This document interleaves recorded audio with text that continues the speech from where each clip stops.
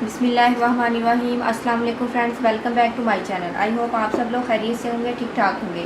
Friends, आज की video में हम आपको एक्ने पिंपल्स क्रीम बनाना बताएंगे। फ्रेंड्स, ये जो क्रीम है ये बहुत ज़्यादा आजमुदा क्रीम है। फ्रेंड्स, इसके चंद दिन के इस्तेमाल से ही ना सिर्फ आपके एक्ने पिंपल्स आपके फेस से क्लियर होंगे, बल्कि इसके साथ आपका कलर कम्प्लेक्शन भी बहुत ज़्यादा फेयर हो जाएगा।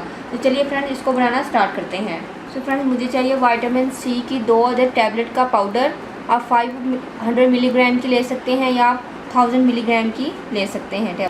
नेक्स्ट मुझे चाहिए 2 विटामिन ई ऑयल के capsules.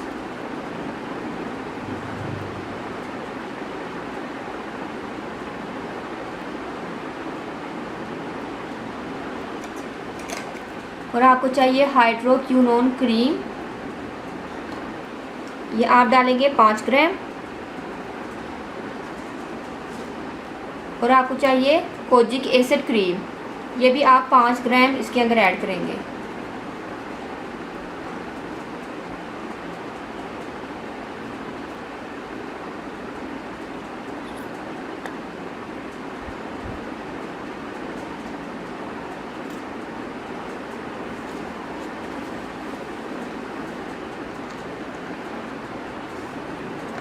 Friends, kojic acid cream या कलर कम्प्लेक्शन को बहुत ज़्यादा वाइट कर देती है और इसके साथ आपकी एक्ने पिंपल्स को ये ट्रीट करने में बहुत ज़्यादा इफेक्टिव है।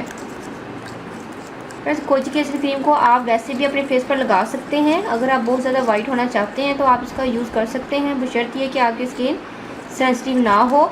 अगर आपकी स्किन बहुत ज़्यादा पतली है या फिर आपने पहले कोई भी फार्मूला क्रीम यूज़ की हुई है तो आप फिर इसको मत लगाइएगा, क्योंकि आपकी जो स्किन है वो इसको बर्दाश्त नहीं कर सकेगी। विटामिन सी पाउडर को आपने अच्छे से डिज़ोल्व करना है।